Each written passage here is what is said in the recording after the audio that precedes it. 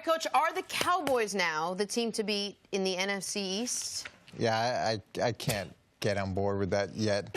I like Washington. I like Washington in this game. I like Colt McCoy. I really? had Colt in Cleveland. I think that he's better than people understand because he hasn't had an opportunity to play very much, and I think he'll do a good job. I really like Bill Callahan, who's in Washington. So Bill Callahan was the O-line coach in Dallas when that O-line was considered to be the best in the league, and all those guys got paid. He moves on to Washington. He's done great things there with a bunch of injuries. Yes. And I like Jim Tomsula on the defensive line, too. There are a lot of things that I like in terms of what Washington has, even though they're dealing with the adversity that they are and the injuries that they are. So Dallas, to me, needs to prove it on a more consistent basis. Coach brings up a good point, and I think that only thing you missed was the head coach. And Jay Gruden's done a tremendous job in coaching in Washington.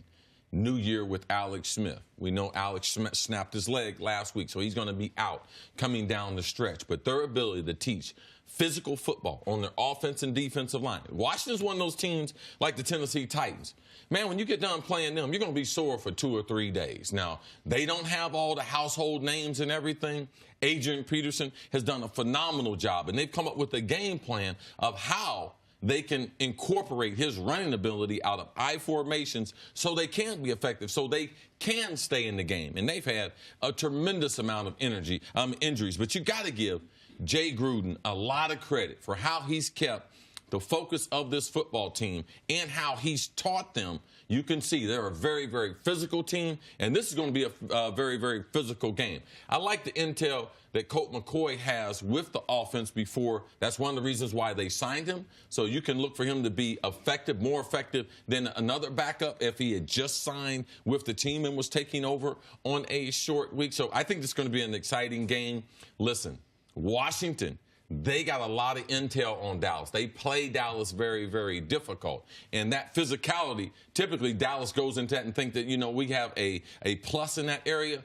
In this instance, even though they're injured, I believe that Washington will be able to match their physicality. Let me ask you this, Coach. The home field advantage, it feels like, has been muted in recent years in the NFL. I don't know if it's because of the newer stadiums. I don't know if it's because stadiums like the new one in Atlanta are so nice, people aren't in their seats as much as in the concourses.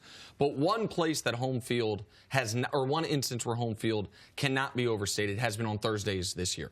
Thursdays this year, the home team's 9-2, and the 2 losses are by the Giants and the Cardinals, 2 teams that have struggled throughout the season.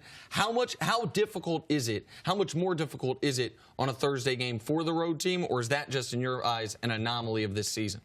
It is difficult because you have the travel component, but I wonder what the stats are on Thanksgiving. Because Thanksgiving is like Monday Night Football. It's such a guys get up for that game in a different way than they do the typical Thursday game. So a Thursday game, a lot of guys dread. Thanksgiving is an opportunity for everybody in the country to watch you play. So I wonder how skewed those numbers are. You get a little more energy. Yeah, I think on Thanksgiving, and I'll have to get the staff to look it up because I didn't think about how many times I've played on Thanksgiving. I think I played on Thanksgiving 4 times. 3 or 4 times at least. And you are more excited than you are than a normally Thursday telecast because I've been in both when we had Thursday night football when I was playing. And the anticipation of playing in such a grand stage. And it's the holiday season. You know you're going to get that weekend off. It's different. If you get that weekend off, you have a Thursday game in September or October. But around the holidays, it becomes very, very special. And everyone is watching football on Thanksgiving. Everyone's not watching football on Thursday night. Right. All right? And the numbers reflect that. So I think players, you go into these games, you're very sore, but you know that it's been a great tradition in the NFL, and you kind of look for kind of fulfilling people's holiday with some good football. And let's get back to the way we started. There are implications. Oftentimes on Thursday, you're having 2 games, and they don't really mean that much. This game means a lot for both of these teams. Listen, I've been saying, as we've been promoting all week, this is the biggest game of the year in the NFC East. And, Coach, I know early in the year you don't like me looking at the schedule, but I think in Week 12 it's okay to look at where teams are, and what the game means. If Dallas wins, they get a split with Washington, they're 3-1 in the division, and they have the same record as Washington. If they lose, they're 2 back, having been swept by Washington, meaning they will have no tiebreakers, meaning they have to get a game better than them. So if the Cowboys win, they will come in on Friday, and if Vegas sets the odds in the division, they will be the favorites in the division. In fact, they are the favorites in the division right now because Vegas is anticipating a win and they don't respect Colt McCoy the way you do. If they lose, they're finished. Like, you can't come back from 3 back with 5 to play.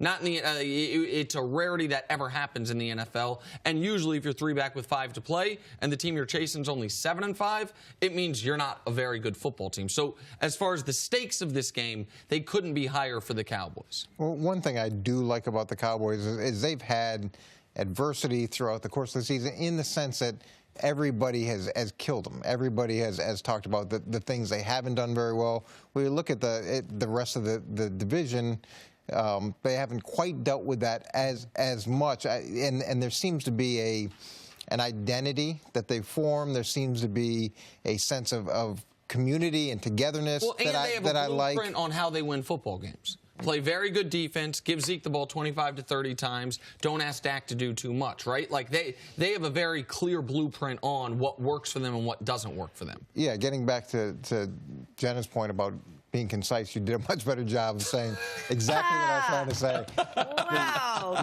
That blueprint. I told you you're our favorite guest.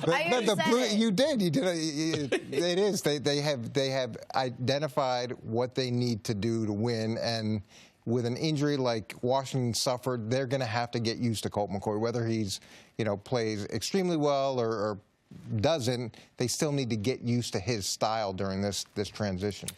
Thanks for watching. Subscribe here to get the latest from the show. Also, be sure to check out more of the best clips from First Things First, or go watch a few segments from our other shows on FS1.